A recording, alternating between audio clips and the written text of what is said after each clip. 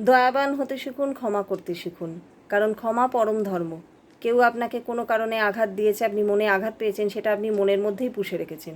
তাতে কিন্তু প্রতিদিন, প্রতিনিয়ত, প্রতি মুহূর্ত কিন্তু আপনিই ক্ষতবিক্ষত হচ্ছেন।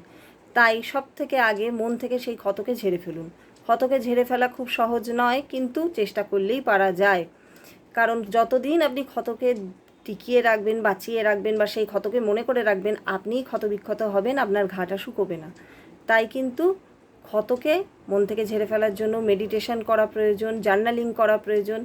ডায়েরিতে লিখুন, ডায়েরিতে লিখে সেই কাগজটা ছিঁড়ে ফেলতে পারেন বা কোনো লুজ শিটে লিখে সেই কাগজটাকে ছিঁড়ে ফেলতে পারেন, ছিঁড়ে টুকরো টুকরো করে ছিঁড়ে ডাস্টবিনে ফেলে দিতে পারেন। তাহলেও দেখবেন আপনার মন হালকা হয়ে গেছে। আর অন্যকে ক্ষমা করতে শিখুন, তাহলে দেখবেন আপনার মন কিন্তু হালকা হয়ে গেছে। পুরনো ক্ষত, পুরনো আঘাত মনের মধ্যে জিইয়ে রাখবেন না। এতে আপনারই উপকার হবে। Think about it.